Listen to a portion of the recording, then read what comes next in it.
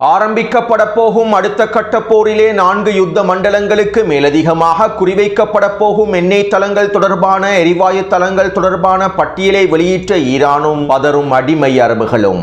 ஈரானின் வெளியுறவுத்துறை அமைச்சர் அப்பாஸ் அரக்சி அவர்கள் எதற்காக பாகிஸ்தானுக்கு விஜயம் செய்தார்? அமெரிக்க தூதர் ஸ்டீவ் விட்கோஃபும் ஜரேட் குஷ்னரும் தற்போது பாகிஸ்தானில் களமிறங்கியுள்ளார்களா? இவை தொடர்பாக அண்ட புலுகனுடைய பிரச்சாரங்களும் உண்மையான கள நிலவரங்களும். ஈரானின் உச்ச தலைவர் முஜ்தபா கமேனி அவர்களை படுகொலை செய்வதற்கு தயாராக இருப்பதாக அறிவித்திருக்கக்கூடிய இஸ்ரேலிய ஆக்கிரமிப்பு. பென்டகனின் பட்டியலிலிருந்து காணாமல் போன 15 அமெரிக்க அதிகாரிகளும் தளபதிகளும் இழப்புகளை மூடிமறைக்கும் அமெரிக்க இராணுவமும்.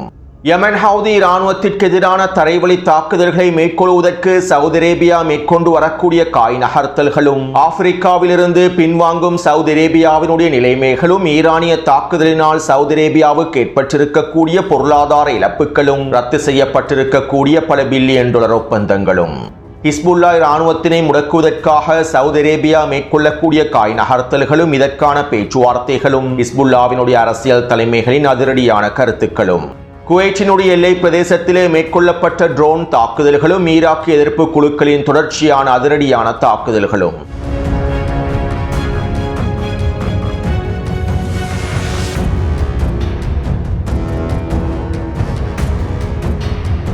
ஈராக்கிய எதிர்ப்பு குழுக்கள் அவர்களுடைய தாக்குதல்களை தொடர்ச்சியாக மேற்கொண்டு வருகின்றார்கள். மேலும் குவைத்துக்கு எதிரான தாக்குதல்களையும் தொடர்ச்சியாக மேற்கொண்டு வருகின்றார்கள். இதற்கமைவாக நேற்று காலை குவைத்தினுடைய எல்லை பிரதேசத்திலே இருக்கக்கூடிய குவைத் இராணுவத்திற்கு சொந்தமான 2 தளங்களை இலக்கு வைத்து ட்ரோன் தாக்குதல்கள் மேற்கொள்ளப்பட்டிருந்தன.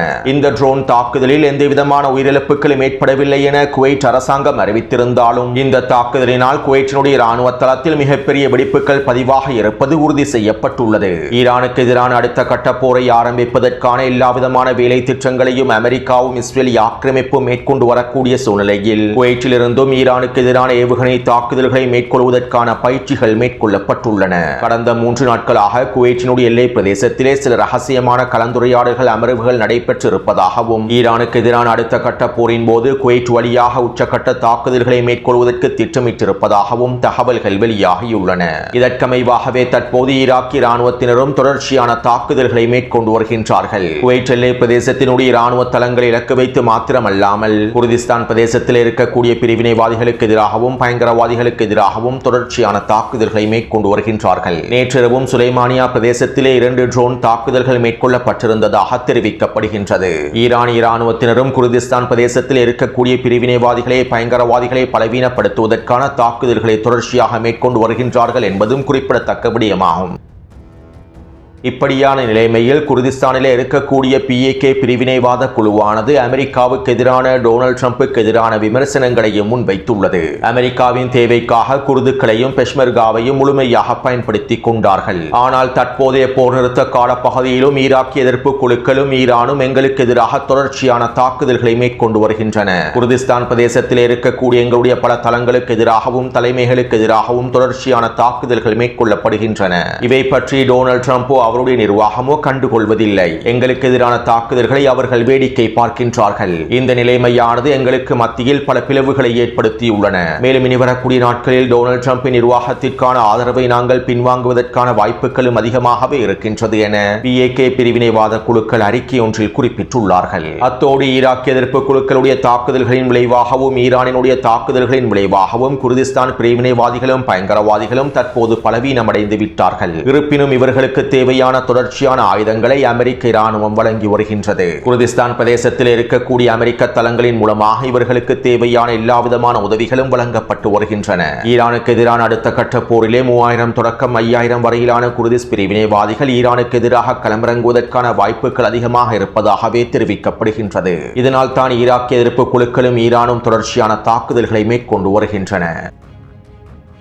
அடுத்து நேற்றைய தினம் லெபனானிலே சவுதி அரேபியாவினுடைய இளவரசர் யசித் பின் ஃபர்ஹான் களமிறங்கியிருந்தார். லெபனானிய தலைமைகளோடு இவர் கலந்துரையாடல்களை மேற்கொண்டிருந்தார். மேலும் இந்த கலந்துரையாடல்களுக்கு பின்பு இஸ்ரேலிய ஆக்கிரமிப்பின் தாக்குதல்களை நிறுத்துவதற்காக ஒரு ஒப்பந்தத்தை முடிப்பதற்கு சவுதி அரேபியா தயாராக இருப்பதாகவும் அறிவித்துள்ளார். அதாவது இந்த போரானது கடைசி போராக இருந்து ஹிஸ்புல்லா இராணுவத்தினர் நிராயுதபாணியாக்கப்படும் பட்சத்தில், அவர்களுடைய ஆயுதங்கள் முழுமையாக லெபனானிய அரசாங்கத்திற்கு கீழால் கொண்டுவரப்படும் பட்சத்தில் தாய்ஃப் ஒப்பந்தத்தை போன்ற ஒரு ஒப்பந்தம் ஒன்றை செயற்படுத்துவதற்கு சவுதி அரேபியா முழுமையான ஆதரவை லெபனானிய அரசாங்கத்திற்கு வழங்கும் என தெரிவித்துள்ளார். இந்த ஒப்பந்தத்திற்கு அமைவாக இஸ்ரேலிய ஆக்கிரமிப்பு முழுமையாக தெற்கு லெபனான் பிரதேசங்களில் இருந்து வெளியேறும் என்றும் தெற்கு லெபனான் பிரதேசத்திலே லெபனானினுடைய அரச இராணுவம் முழுமையாக நிலைநிறுத்தப்படும் என்றும் மேலும் ஹிஸ்புல்லா இராணுவத்தினர் தெற்கு லெபனான் பிரதேசத்திலிருந்து வெளியேறி லிச்சானின் நதிக்கு வடக்கு பிரதேசம் வரையில் நகர்த்தப்படுவார்கள் என்றும் அவர்களிடம் இருக்கக்கூடிய கனரக ஆயுதங்கள், சுரங்கப்பாதைகள் மற்றும் மிக முக்கியமான தளங்கள் அனைத்தும் முழுமையாக கைப்பற்றப்படும் என்றும் ஹிஸ்புல்லாவினுடைய உறுப்பினர்களை முழுமையாக கட்டுப்படுத்துவதற்கான வழிமுறைகள் மேற்கொள்ளப்படும் என்றும் குறித்த ஒப்பந்தத்தில் தெரிவிக்கப்பட்டுள்ளது. அதே நேரம் இந்த கலந்துரையாடல்களுக்கு பின்பு சவுதி அரேபியாவினுடைய இளவரசர் யசித் பின் ஃபர்ஹான் தன்னுடைய அச்சத்தையும் வெளிப்படுத்தியுள்ளார். இந்த ஒப்பந்தத்தினை நடைமுறைப்படுத்துவதற்கான எல்லாவிதமான ஆதரவையும் நாங்கள் வழங்குகின்றோம். ஆனால் இந்த ஒப்பந்தத்திற்கு அமைவாக யுத்தம் முடிவுக்கு கொண்டு வரப்பட்டதற்கு பின்பு ஹிஸ்புல்லா இராணுவத்தினர் லெபனானிய அரசாங்கத்தை கவிழ்ப்பதற்கான வாய்ப்புகளும் இருக்கின்றன. தாயிஃப் ஒப்பந்தத்தினுடைய சமநிலையை மீறி ஹிஸ்புல்லா லெபனானிய அரசாங்கத்தை கைப்பற்றுவதற்கான வாய்ப்புகள் இருக்கின்றன. மேலும் இவற்றை தடுத்து நிறுத்துவதற்காகவும் சவுதி அரேபியா கூடிய கவனத்தை செலுத்த வேண்டும் என்றும் இதற்கான காய் நகர்த்தல்களை மேற்கொள்ள வேண்டும் என்றும் இளவரசர் யசித் பின் ஃபர்ஹான் தெரிவித்துள்ளார். எனவே சுருக்கமாக குறிப்பிடுவதாக இருந்தால் சவுதி அரேபியாவை பயன்படுத்தி மேற்கொள்வதற்கு திட்டமிடப்பட்டிருக்கக்கூடிய இந்த ஒப்பந்தமும் ஹிஸ்புல்லா இராணுவத்தினை நிராயுதபாணியாக்குவதற்கான ஒரு ஒப்பந்தம் தான். அத்தோடு இந்த ஒப்பந்தங்கள் தொடர்பாக ஹிஸ்புல்லாவினுடைய பாராளுமன்ற உறுப்பினர் முகமது ராத் அவர்கள் இவ்வாறு தெரிவித்துள்ளார். லெபனானை ஆக்கிரமித்திருக்கக்கூடிய எதிரி லெபனானுக்குள்ளே தொடர்ச்சியாக தாக்குதல்களை மேற்கொள்வதற்கோ லெபனானிய மக்களுக்கு எதிரான கொடூரங்களை தொடர்ச்சியாக மேற்கொள்வதற்கோ அனுமதிக்கக்கூடிய எந்த ஒரு ஒப்பந்தத்தையும் நாங்கள் ஏற்றுக்கொள்ளப் போவதில்லை. இவ்வாறான ஒப்பந்தங்கள் எப்போதும் தந்திரமான ஏமாற்று ஒப்பந்தமாகவே, முட்டாளாக்கக்கூடிய ஒப்பந்தமாகவே அமைந்திருக்கும். லெபனானிய தலைவர்கள் அவர்களுடைய முடிவுகளை நினைத்து வெட்கப்பட வேண்டும். இஸ்ரேலிய ஆக்கிரமிப்போடு நேரடி பேச்சுவார்த்தைகளை மேற்கொள்வது அருவருப்பானதாகும். மேலும் இந்த பேச்சுவார்த்தைகளிலிருந்து லெபனான் முழுமையாக பின்வாங்க வேண்டும். தற்போதைய போர் சூழலில் லெபனானிய தலைமைகளுக்கும் இஸ்ரேலிய ஆக்கிரமிப்பு தலைமைகளுக்கும் இடையிலே மேற்கொள்ளப்படக்கூடிய எந்த ஒரு பேச்சுவார்த்தையும் லெபனானிய மக்களின் தேசிய ஒருமித்த கருத்தை வெளிப்படுத்தாது. மேலும் இது ஒரு தெளிவான அரசியலமைப்பு மீறலாகும். அத்தோடு நாங்கள் கண்ணுக்கு கண் என்கின்ற விதத்தில் தற்போது இஸ்ரேலிய ஆக்கிரமிப்புக்கு எதிரான பதிலடிகளை வழங்கி வருகின்றோம். இஸ்ரேலிய ஆக்கிரமிப்பு முழுமையாக பின்வாங்கும் வரை நாங்கள் இந்த தாக்குதல்களை மேற்கொள்வோம். லெபனானிய தலைமைகள் இதற்கு பிறகு இருக்கக்கூடிய நிலைமைகளை தெளிவாக புரிந்து கொள்ள வேண்டும். ஹிஸ்புல்லாவினுடைய மூலோபாய நிலைப்பாடுகள் அனைத்தும் தற்போது மாற்றியமைக்கப்பட்டு விட்டது என்பதனை லெபனானிய தலைமைகள் புரிந்து கொள்ள வேண்டும் என ஹிஸ்புல்லாவினுடைய பாராளுமன்ற உறுப்பினர் முகமது ராத் அவர்கள் தெரிவித்துள்ளார். அடுத்து ஈரானுக்கு எதிரான போர் ஆரம்பிக்கப்பட்டதற்கு பின்பு சவுதி அரேபியாவினுடைய பொருளாதார நிலைமைகள் ஒரு மிகப்பெரிய நெருக்கடியை நோக்கி நகர்ந்து கொண்டிருக்கின்றன. சவுதி அரேபியாவினுடைய பல திட்டங்கள் கைவிடப்பட்டு வருகின்றன. குறிப்பாக சவுதி அரேபியாவுக்கும் அமெரிக்காவுக்கும் இடையிலே இருக்கக்கூடிய பல முதலீட்டு திட்டங்கள் தோல்வியை நோக்கி நகர்ந்துள்ளன. இன்னும் ஒரு விதத்தில் குறிப்பிடுவதாக இருந்தால் சவுதி அரேபியா பல பில்லியன் டாலர்களை இழந்துள்ளது.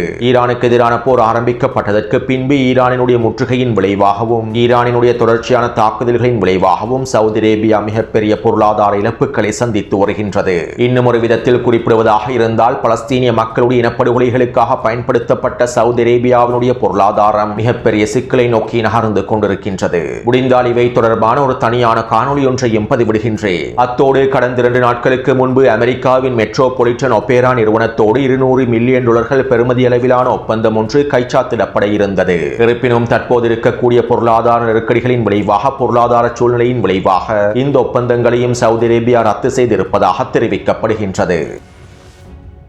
அடுத்து சவுதி அரேபியா பாகிஸ்தான் வழியாக சூடானுக்கு $1.5 பில்லியன் பெறுமதி அளவிலான ஆயுத ஒப்பந்தத்தை மேற்கொள்வதற்கு தயாராக இருந்தது.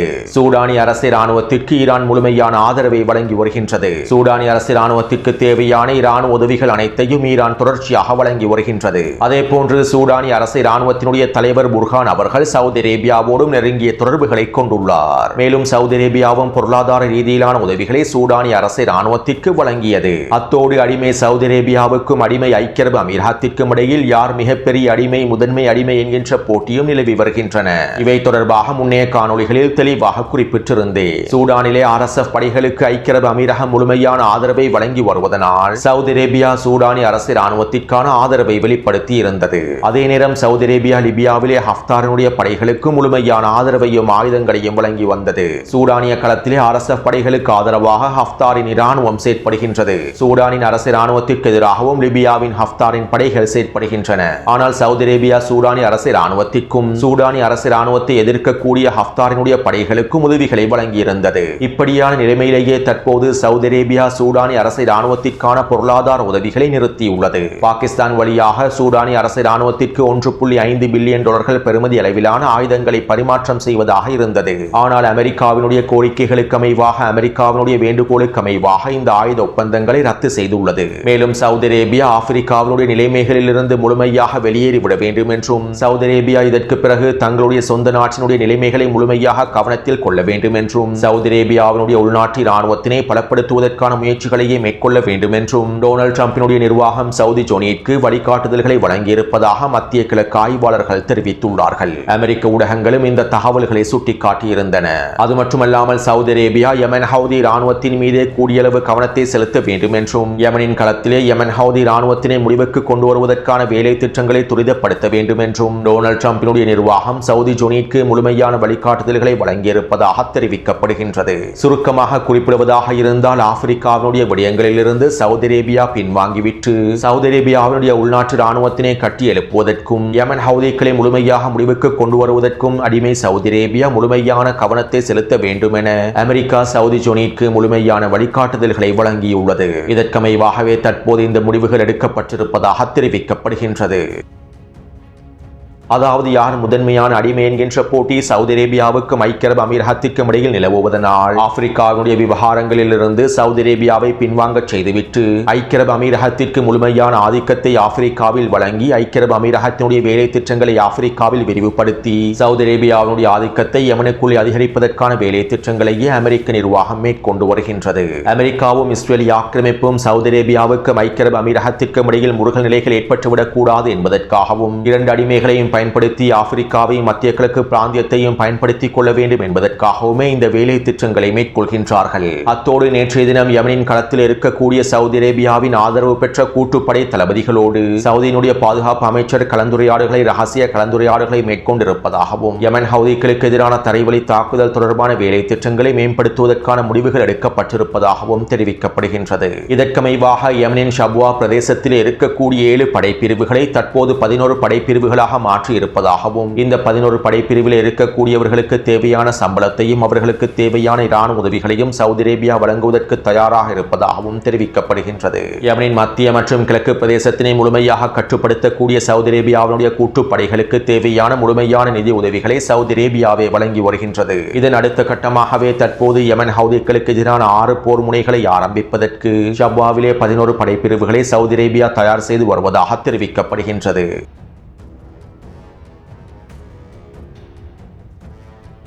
ஈரானின் தாக்குதல்களினால் படுகாயமடைந்திருக்கக்கூடிய அமெரிக்க அதிகாரிகளுடைய தளபதிகளுடைய சிப்பாய்களுடைய எண்ணிக்கையானது 415ஆக உயர்ந்திருப்பதாக தெரிவிக்கப்பட்டிருந்தது. மேலும் தற்போது படுகாயமடைந்த அமெரிக்க இராணுவ அதிகாரிகள் சிப்பாய்கள் தளபதிகளுடைய பெயர் பட்டியலில் இருந்து அதிகளவானோரின் பெயர்கள் காணாமல் போயிருப்பதாக தகவல்கள் வெளியாகியுள்ளன. தி இன்டர்செப்ட் ஊடகம் மேற்கொண்ட விசாரணையின் விளைவாக ஆரம்ப கட்டமாக பென்டகனிடம் இருக்கக்கூடிய பட்டியலில் இருந்து 15 அமெரிக்க அதிகாரிகள் தளபதிகளுடைய பெயர்கள் முழுமையாக நீக்கப்பட்டிருப்பதாக தெரிவிக்கப்பட்டது. மேலும் இவ்வாறு நீக்கப்பட்டிருப்பவர்கள் ஈரானிய தாக்குதலில் கொல்லப்பட்டிருக்கலாம் என்றும் இந்த இழப்புகளை மூடி மறைப்பதற்காகவே பென்டகன் இவர்களுடைய பெயர்களை பட்டியலிலிருந்து முழுமையாக நீக்கிவிட்டிருப்பதாகவும் தெரிவித்துள்ளது. கொல்லப்பட்டிருக்கக்கூடிய அமெரிக்க அதிகாரிகள் தளபதிகள் சிப்பாய்களுடைய எண்ணிக்கைகளை முழுமையாக மூடி மறைப்பதற்காகவே பென்டகன் இவ்வாறு அவர்களுடைய பெயர்களை முழுமையாக பட்டியல்களிலிருந்து நீக்கி வருவதாகவும் தெரிவிக்கப்படுகின்றது. சுருக்கமாக குறிப்பிடுவதாக இருந்தால் ஈரானின் தாக்குதலினால் கொல்லப்பட்டிருக்கக்கூடிய அமெரிக்க அதிகாரிகளும் தளபதிகளும் தற்போது பென்டகனில் இருக்கக்கூடிய பட்டியல்களிலிருந்து காணாமல் போயுள்ளார்கள். இவ்வாறு காணாமல் போனவர்களுக்கும் அமெரிக்க இராணுவத்திற்கும் எந்தவிதமான சம்பந்தமும் இல்லை என்கின்றதன் அடிப்படையிலேயே இவற்றை மூடி மறைப்பதற்கான முயற்சிகள் மேற்கொள்ளப்பட்டிருப்பதாக குறித்த ஊடகமானது சுட்டிக்காட்டியுள்ளது. அடுத்து ஹெர்முஸ் ஜலசந்தி பிரதேசத்தினை திறப்பதற்காக ஈரானுக்கு உச்சழுத்தங்களை வழங்கும் நோக்கத்தோடு ஈரானி IRGC இராணுவத்தினை பயங்கரவாத பட்டியலில் இணைத்து IRGC இராணுவத்திற்கு எதிராக உச்ச பொருளாதார தடைகளை விதிக்கப் போவதாக பிரித்தானியாவினுடைய பிரதமர் தெரிவித்துள்ளார். ஹெர்முஸ் ஜலசந்தி பிரதேசத்தினை திறப்பதற்காக பிரித்தானியாவும் பிரான்சும் ஜெர்மனியும் ஒன்றிணைந்து பல வேலை திட்டங்களை முன்னெடுத்து வருகின்றன. அமெரிக்காவுடனான போரானது முடிவுக்கு வந்ததற்கு பின்பு நாங்கள் ஹெர்முஸ் ஜலசந்தி பிரதேசத்தினை முழுமையாக மீட்டெடுப்பதற்கான அனைத்து வேலை திட்டங்களையும் மேற்கொள்வோம் என பிரித்தானியா அமெரிக்காவும் பிரான்சும் ஜெர்மனியும் தெரிவித்திருந்தன. இப்படியான நிலைமையிலேயே தற்போது ஈரானுக்கு உச்சழுத்தத்தை வழங்கும் நோக்கத்தோடு IRGC இராணுவத்தினை பயங்கரவாத பட்டியலில் இணைத்து IRGC இராணுவத்திற்கு எதிரான உச்ச பொருளாதார தடைகளையும் விதிக்கப் போவதாக தெரிவிக்கப்படுகின்றது. அடுத்து ஈரானுக்கு எதிரான அடுத்த கட்ட தாக்குதல்களை அடுத்த கட்ட போரை ஆரம்பிப்பதற்கான எல்லாவிதமான தயார்படுத்தல்களும் மும்முரமாக மேற்கொள்ளப்பட்டு வருகின்றன. நாங்கள் ஈரானுக்கு எதிரான தாக்குதல்களை மேற்கொள்வதற்கு எல்லாவிதமான வேலை திட்டங்களையும் முடித்துவிட்டோம். டொனால்ட் ட்ரம்பினுடைய உத்தரவுக்காகவே காத்திருக்கின்றோம் என அமெரிக்க இராணுவ அதிகாரிகள் CNN ஊடகத்திடம் தெரிவித்துள்ளார்கள். அதேபோன்று இஸ்ரேலிய ஆக்கிரமிப்பும் அனைத்து விதமான தயார்படுத்தல்களையும் முடித்துவிட்டதாகவும் அமெரிக்காவின் உத்தரவுக்காகவே நாங்கள் காத்திருக்கின்றோம் என்றும் இஸ்ரேலிய ஆக்கிரமிப்பு இராணுவம் தெரிவித்துள்ளது. இப்படியான நிலைமையிலேயே இஸ்ரேலிய ஆக்கிரமிப்பின் பாதுகாப்பு அமைச்சர் இவ்வாறு தெரிவித்துள்ளார். முதலாவதாக நாங்கள் கமேனியினுடைய வம்சத்தை முழுமையாக ஒழிக்க வேண்டும். கமேனியின் வாரிசுகளை முழுமையாக அழிக்க வேண்டும். இதைத் தொடர்ந்து ஈரானின் எரிசக்தி கட்டமைப்புகளையும் மின்சார கட்டமைப்புகளையும் ஏனைய மிக முக்கியமான உள்கட்டமைப்புகளையும் முழுமையாக தரைமட்டமாக்க வேண்டும். இவ்வாறு இந்த தாக்குதல்களை மேற்கொள்வதன் மூலமாக ஈரானை கட்காலத்திற்கு அனுப்ப வேண்டும். மேலும் இதன் மூலமாகவே எங்களுடைய வெற்றி இலக்குகளையும் நாங்கள் முழுமையாக அடைந்து கொள்ள முடியும். அத்தோடு இந்த தாக்குதல்களை மேற்கொள்வதற்கு நாங்கள் தயாராகவே இருக்கின்றோம் என இஸ்ரேலிய ஆக்கிரமிப்பின் பாதுகாப்பு அமைச்சர் தெரிவித்துள்ளார். அதாவது ஈரானிய உச்ச தலைவர் முஜ்தபா கமேனி அவர்களை படுகொலை செய்வதற்கும் ஈரானினுடைய மின்சக்தி எரிசக்தி கட்டமைப்புகளை முழுமையாக தரைமட்டமாக்குவதற்கும் தயாராக இருப்பதாக இஸ்ரேலிய ஆக்கிரமிப்பு அறிவித்துள்ளது. அடுத்து நேற்றிரவு ஈரானினுடைய வெளியுறவுத்துறை அமைச்சர் அப்பாஸ் அரக்சி அவர்கள் பாகிஸ்தான், ரஷ்யா மற்றும் ஓமானுக்கான விஜயத்தினை ஆரம்பித்திருந்தார். ஈரானினுடைய வெளியுறவுத்துறை அமைச்சரும் வெளியுறவுத்துறை அமைச்சகத்தினுடைய பிரதிநிதிகளும் ஒன்றிணைந்து இந்த விஜயத்தினை ஆரம்பித்துள்ளார்கள். இதற்கமைவாக நேற்றிரவு ஈரானினுடைய வெளியுறவுத்துறை அமைச்சர் அப்பாஸ் அரக்சி அவர்கள் பாகிஸ்தானில் களமிறங்கினார். ஏற்கனவே திட்டமிட்டிருந்த பிராந்திய சுற்றுப்பயணத்திற்கமைவாகவே இந்த விஜயம் மேற்கொள்ளப்பட்டிருந்தது. ஈரானிய வெளியுறவுத்துறை அமைச்சர் அப்பாஸ் அரக்சி அவர்கள் இதனை எக்ஸ் தளத்தில் தெளிவாக குறிப்பிட்டிருந்தார். இருப்பினும் அப்பாஸ் அரக்சி அவர்கள் பாகிஸ்தானில் களமிறங்கியதும் நாங்கள் ஈரானிய தலைமைகளோடு பேச்சுவார்த்தைகளை மேற்கொள்ளப் போகின்றோம். எங்களோடு பேச்சுவார்த்தைகளை மேற்கொள்வதற்காகத்தான் அப்பாஸ் அரக்சி அவர்கள் பாகிஸ்தானில் களமிறங்கியுள்ளார். நாங்கள் அவசரமாக ஜரேட் குஷ்னரையும் ஸ்டீவ் விட்கோஃபையும் பாகிஸ்தானை நோக்கி அனுப்பி வைக்கப் போகின்றோம் என டொனால்ட் ட்ரம்பும் அவருடைய நிர்வாகமும் அறிக்கைகளை வெளியிட்டிருந்தன. அதே போன்ற அமெரிக்க ஊடகங்களும் இந்த போலி பிரச்சாரங்களையே மேற்கொண்டிருந்தன.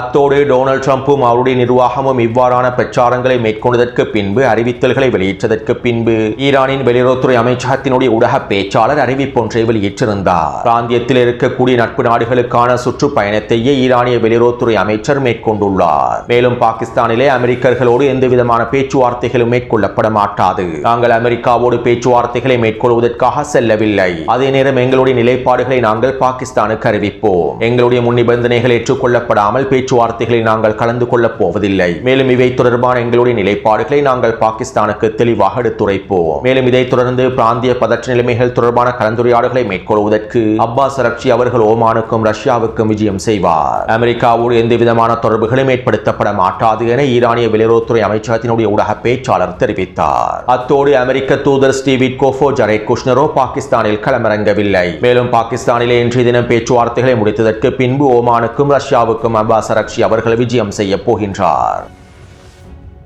இப்படியான நிலைமையில் ஈரானுக்கு எதிரான போர் தொடர்பாக டொனால்ட் ட்ரம்பிடம் ஊடகவியலாளர்கள் பல கேள்விகளை எழுப்பியிருந்தார்கள். இன்னும் எத்தனை நாட்களுக்கு ஈரானின் பதிலுக்காக நீங்கள் காத்திருக்க போகின்றீர்கள் என கேள்விகளை எழுப்பியிருந்தார்கள். இதற்கு டொனால்ட் ட்ரம்ப் இவ்வாறு பதில் வழங்கினார். அமெரிக்கா வியட்நாமிலே 18 வருடம் இருந்தது. ஈராக்கிலே பல வருடங்கள் இருந்தார்கள். நான் தற்போது 6 வாரங்களை தான் முடித்துள்ளேன். இதனால் என்னை அவசரப்படுத்த வேண்டாம். ஈரானின் பெரும்பாலான திறன்களை முழுமையாக அழித்து விட்டோம். எஞ்சிருக்கக்கூடியதையும் நாங்கள் முழுமையாக அழித்து விடுவோம். ஈரானை முழுமையாக முடிவுக்கு கொண்டு வந்து விடுவோம். மேலும் இதற்கான கால அளவுகளை என்னால் குறிப்பிட முடியாது என டொனால்ட் ட்ரம்ப் தெரிவித்தார். 3 நாட்களில் ஈரானுக்கு எதிரான போரை முடிப்பேன் என்று கூறியவர் 6 வாரத்தில் ஈரானுக்கு எதிரான போரை முடிப்பேன் என்று கூறியவர் தற்போது வியட்நாம் மற்றும் ஈராக் தொடர்பான கருத்துக்களை வெளியிட்டு ஈரானுக்கு எதிரான போரை முடிப்பதற்கு என்னை அவசரப்படுத்த வேண்டாம் என்று டொனால்ட் ட்ரம்ப் கூறியிருக்கக்கூடிய கருத்துக்கள் இந்த போரிலே அமெரிக்கா மிகப்பெரிய தோல்வியை சந்தித்து வருகின்றது என்பதனையும் ஈரானுக்கு எதிரான போரை முடிவுக்கு கொண்டு வருவதற்கு அமெரிக்காவிடம் எந்த விதமான திட்டமும் இல்லை என்பதனையும் இன்னும் எத்தனை வாரங்களுக்கு இந்த போர் நீடிக்கும் என்பதனை கூட அமெரிக்காவினால் கணிக்க முடியாத நிலைமை ஏற்பட்டிருப்பதனையும் எங்களுக்கு தெளிவாக புரிந்து கொள்ள முடியும். அத்தோடு அடுத்த கட்ட போர் ஆரம்பிக்கப்பட்டதும் ஈரான் 4 போர் மண்டலங்களில் உச்ச தாக்குதல்களை மேற்கொள்ளும் என முன்னைய காணொளிகளில் தெரிவித்திருந்தேன். மேலும் தற்போது இதன் அடுத்த கட்டமாக இலக்கு வைக்கப்படக்கூடிய இன்னும் சில முக்கியமான எண்ணெய் தளங்கள் தொடர்பான எரிவாயு தளங்கள் தொடர்பான பட்டியல்கள் வெளியிடப்பட்டுள்ளன. இதற்கமைவாக ஈரானிய ஊடகங்கள் குறித்த வரைபடத்தை வெளியிட்டு அடுத்த கட்ட போரிலே இலக்கு வைக்கப்பட போகும் எண்ணெய் தளங்கள் தொடர்பான எரிவாயு தளங்கள் தொடர்பான பட்டியலை வெளியிட்டுள்ளார்கள். கத்தாரில் இருக்கக்கூடிய ராஸ்காஸ் மற்றும் ராஸ் லஃபான் LNG நிலையங்கள், ஐக்கிய அரபு அமீரகத்தில் உள்ள தாஸ் மற்றும் ஜிர்கு தீவுகளில் இருக்கக்கூடிய முக்கியமான எரிவாயு மையங்கள், சவுதி அரேபியாவில் இருக்கக்கூடிய அப்காய், சஃபானியா மற்றும் குரைஸ் நிலையங்கள் எண்ணெய் தளங்கள், குவைட்டில் இருக்கக்கூடிய புர்கான் எண்ணெய் வயல்கள் என குறித்த முக்கியமான எண்ணெய் தளங்களும் எரிவாயு தளங்களும் இலக்கு வைக்கப்பட போவதாக பட்டியலில் குறிப்பிடப்பட்டுள்ளது. அத்தோடு அமெரிக்காவும் இஸ்ரேலிய ஆக்கிரமிப்பும் அடுத்த கட்ட தாக்குதல்களுக்காக தயாராகி வரும் வேளையில் ஈரானிய ராணுவத்தினரும் உச்ச தயார்படுத்தல்களை மேற்கொண்டு வருகின்றார்கள். கடந்த 48 மணி நேரமாக அதிகளவான வான் பாதுகாப்பு ஏவுகணை சோதனைகளை ஈரானிய ராணுவத்தினர் மேற்கொண்டு வருகின்றார்கள். அத்தோடு இந்த காணொலி தொடர்பான கருத்துக்களை பதிவிடுங்கள். அடுத்த காணொலி விரைவாக பதிவிடுகின்றேன். தொடர்ந்தும் என்னுடன் இணைந்திருங்கள். நன்றி, வணக்கம்.